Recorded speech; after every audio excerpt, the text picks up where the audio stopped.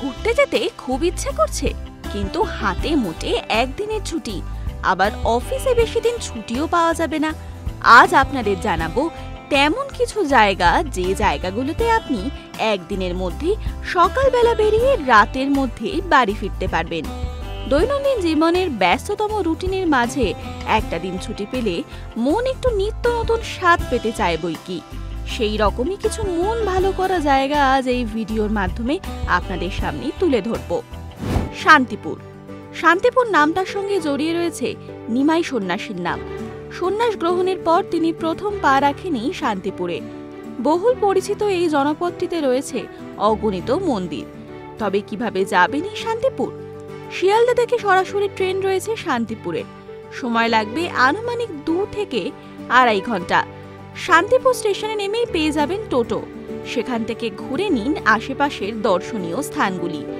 একদিনের মধ্যে কাছে পিঠে মন্দির দর্শনের জন্য সবচেয়ে জনপ্রিয় জায়গা হলো শান্তিপুর। তাই আর দেরি না করে উইকেন্ডে একটা দিন কাটাতে ঘুরে আসুন চৈতন্যপীঠ শান্তিপুর থেকে। নবদ্বীপ। একাধিক কারণে বিখ্যাত এবং পর্যটকদের প্রিয় একটি জায়গা নবদ্বীপ ধাম। প্রথমত এই নবদ্বীপ ধাম হল গৌরাঙ্গ মহাপ্রভুর জন্মস্থান। এছাড়াও এককালে এই নবদ্বীপ ছিল বাংলার রাজধানী। জগৎ বিখ্যাত বাংলার তাঁতশিল্প গড়ে ওঠে এই নবদ্বীপেই। তাই এত কিছুকে ঘিরে থাকা বাংলার এই পর্যটন ভূমিকে একটা দিন আপনি না দেখলে কিন্তু হয়ে যাবে জীবন বৃথা। কিভাবে যাবেন নবদ্বীপে? হাওড়া বা শিয়ালদা থেকে ট্রেন ধরে নবদ্বীপ ধামে যেতে সময় লাগে মাত্র 2 ঘন্টা। পুরো নবদ্বীপ ধাম ঘুরে দেখার জন্য স্টেশন থেকে নেমে একটি টোটো বুক করে নিতে হবে আপনাকে। ঘন্টা 3 মধ্যে আপনি ঘুরে দেখতে পারবেন নবদ্বীপের প্রধান প্রধান মন্দিরগুলি। মায়াপুর।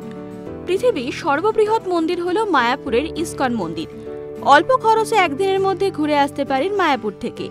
শিয়ালদা থেকে সকাল সকাল 6:10 কিংবা 6:55 কৃষ্ণনগর সিটি লোকাল ধরে চলে আসুন কৃষ্ণনগর। এখান থেকে অটো বা টোটো ধরে আপনাকে যেতে হবে লঞ্চ ঘাট। লঞ্চ থেকে নেমে অবশ্য ইস্কন মন্দির পর্যন্ত অটো, টোটো বা বাস রয়েছে। সেখান থেকে গঙ্গা পার হয়েই মায়াপুর। মন্দিরে পুজো দেওয়ার পর এখানে প্রসাদ খেতে পারবেন। তারপর প্রাকৃতিক সৌন্দর্য দেখতে দেখতে কাটিয়ে দিন সারাটা দিন। নবদ্বীপ ধাম থেকে ফিরতি কাটোয়া লোকাল পেয়ে যাবেন বিকেল 4:16 এবং রাত 8:09 ওই ট্রেন ধরে আপনি হাওড়া ফিরে আসতে পারবেন। কৃষ্ণনগর।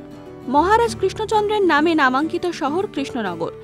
একদিনেই আপনি ঘুরে দেখতে পারেন এই শহরের বেশ কিছু দর্শনীয় স্থান। প্রথমেই শিয়ালদা থেকে ট্রেন ধরে পৌঁছে যান কৃষ্ণনগর সিটি জাংশনে। কৃষ্ণনগর শহরের মূল শ্রীবৃদ্ধি ঘটেছিল রাজা কৃষ্ণচন্দ্রের হাত ধরে। তাই এখানে এলে কৃষ্ণনগর রাজবাড়ি দেখতে ভুলবেন না। দিনের দিনই 500 থেকে 600 টাকার বিনিময়ে একটি টোটো বুক করে ঘুরে নিতে পারেন কৃষ্ণনগরের দর্শনীয় স্থানগুলি। চন্দননগর। কলকাতা থেকে খুবই কাছে বাংলার আরও একটি দর্শনীয় স্থান চন্দননগর। অসামান্য স্থাপত্য ভাস্কর্যের জন্য বিখ্যাত এই চন্দননগর বা চাঁদের নগর। ফরাসিদের উপনিবেশ ছিল এই জায়গায়। তাই এখানে এলেই দেখতে পাবেন প্রচুর চার্চ। দিন শেষে ক্লান্ত শরীর জোড়ানোর জন্য রয়েছে মনোরম গঙ্গার ঘাট। এই চন্দননগর শহরের আরও একটি চলতি নাম রয়েছে ফরাসডাঙ্গা। কিভাবে আসবেন চন্দননগরে? হাওড়া থেকে ব্যান্ডেলগামী যে কোনো ট্রেন ধরেই আপনি পৌঁছে যেতে পারেন চন্দননগর স্টেশন। এরপর স্টেশন থেকে একটা টোটো নিয়ে সোজা চলে যান রানীঘাট। সেখান থেকে নদীকে সঙ্গী করে ঘুরে দেখে আসুন চন্দননগর শহরের সৌন্দর্য। Prayag film city. পশ্চিম মেদিনীপুরের চন্দ্রকোনায় রয়েছে বাংলার নিজস্ব একটি ফিল্ম সিটি, নাম প্রয়াগ ফিল্ম সিটি। চন্দ্রকোনা এলাকায় একটি প্রিজার্ভ ফরেস্ট এলাকায় প্রকৃতির কোলে এই বিশাল ফিল্ম সিটির অবস্থান। প্রায় 2700 বর্গ কিলোমিটারের বেশি জায়গা জুড়ে রয়েছে এই ফিল্ম সিটিটি। আয়তনের দিক থেকে একটি বিশ্বের বৃহত্তম ফিল্ম সিটি। শুটিংয়ের পাশাপাশি বাংলার বুকে একটি পর্যটন কেন্দ্র হিসেবেও জায়গা করে নিয়েছে এটি। মাত্র 300 টাকার বিনিময়ে আপনি এই সিটি ঘুরে দেখতে পারেন। কলকাতা থেকে গাড়িতে করে এখানে আসতে সময় লাগবে ঘন্টা 3। হাতে 2 থেকে 3 ঘন্টা সময় নিয়ে এলে ঘুরে দেখতে পারবেন অপূর্ব এই ফিল্ম সিটিকে। বোলপুর শান্তিনিকেতন। এই জায়গার কথা শুনলেই মনে পড়ে যায় রবি ঠাকুরের লেখা ছোট নদীর কথা। শান্তিনিকেতনের বিশ্বভারতী ক্যাম্পাস, আম্রকুঞ্জ, ছাতিমতলা, রবি ঠাকুরের বাড়ি, পৌষ মেলার মাঠ, এরকম আরও নানা প্রতিষ্ঠানগুলি আপনাকে বারবার মনে করাবে রবি ঠাকুর যেন আমাদের মাঝেই আছেন, সে যেন আমাদেরই। প্রত্যেক শনিবারে খোয়াইয়ে সোনাঝুরি হাট, সন্ধ্যাবেলার কোপাই নদীর সৌন্দর্য, কানে আসা বাউলের সুর, এগুলো আপনাকে ভুলিয়ে দেবে সমস্ত ক্লান্তি। একদিনের ছুটি কাটাতে আপনি হাওড়া অথবা শিয়ালদা থেকে ট্রেন ধরে মাত্র 3 থেকে 3.5 ঘন্টার মধ্যে পৌঁছে যেতে পারেন বোলপুর শান্তিনিকেতনে। স্টেশন থেকে নেমে টোটো বুক করে ঘুরে দেখে নিতে পারেন বিখ্যাত জায়গাগুলি। সকাল সকাল কঙ্কালীতলায় পুজোও দিতে পারেন আপনারা। বনগাঁ, বন্ধু বা পরিবারের সঙ্গে একটি সুন্দর দিন কাটানোর মতো আরও একটা আকর্ষণীয় জায়গা বনগাঁ। শিয়ালদা স্টেশন থেকে বনগাঁ লোকাল ধরে সোজা চলে আসুন বনগাঁ স্টেশনে। সময় লাগবে 2 ঘন্টার মতো। তারপর স্টেশনের বাইরে থেকে দরদাম করে একটি টোটো বুক করে নিন। তারাই আপনাকে ঘুরিয়ে দেখাবে বনগাঁ শহরের 8 থেকে 10টি দর্শনীয় স্থান। প্রথমে চলে যাবেন 7 ভাই কালী মন্দিরে। এটি বনগাঁ শহরের ঐতিহ্যশালী একটি কালী মন্দির। এছাড়াও দর্শনীয় স্থানগুলির মধ্যে রয়েছে ইছামতি রেল ব্রিজ, ইছামতি নদীর ওপর ঝুলন্ত সেতু। অল্প টাকা ব্যয় করে একদিনের মধ্যে ঘুরে নিন বনগাঁ শহরের দ্রষ্টব্য স্থানগুলি। টাকি, কলকাতা থেকে মাত্র 2 ঘন্টার পথ পেরোলেই রয়েছে এমন একটি সুন্দর জায়গা যা আপনি উপভোগ করতে পারেন। এখানে গেলেই ইছামতির বুকে নৌকা ভ্রমণ থেকে শুরু করে গঙ্গার পাড়ে বসে মনোরম প্রাকৃতিক সৌন্দর্য উপভোগ করতে পারবেন।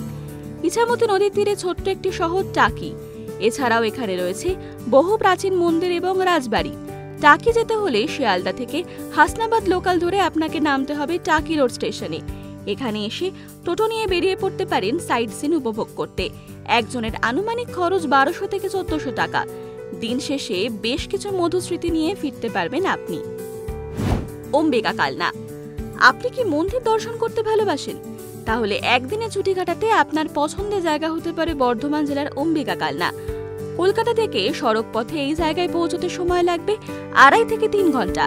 আপনি যদি ট্রেন পথে আসতে চান তাহলে সকাল সকাল শিয়ালদা থেকে কাটোয়া লোকাল ধরতে হবে। সময় লাগবে আনুমানিক 2 ঘন্টা। হুগলি নদীর তীরে ছোট্ট একটি শহর কালনা। অম্বু দেবীর পূজিতা সিদ্ধেশ্বরী অম্বিকা দেবীর নামানুসারে এই শহরের নাম হয়েছে অম্বিকা কালনা। এছাড়াও শ্রী চৈতন্য মহাপ্রভুর পাদস্পর্শে ধন্য এই কালনা শহরটি। একদিনের মধ্যে আপনি ঘুরে দেখতে পারেন এখানকার বেশ কিছু দর্শনীয় মন্দির। এই জায়গাগুলি বাদেও বহু জায়গা রয়েছে একদিনের ছুটি কাটানোর জন্য। বাঙালি চিরকাল ঘুরতে যেতে পছন্দ করে, সে একা হোক বা নিজের মানুষের সাথে। তাই সপ্তাহান্তে এইরকম কিছু ছোট ট্রিপ হলে মন্দ হয় না। এরকম আরো অনেক আপডেটসের জন্য অবশ্যই নজর রাখুন আমাদের চ্যানেলে এবং পাশে থাকা বেল আইকনটি ক্লিক করতে একদম ভুলবেন না।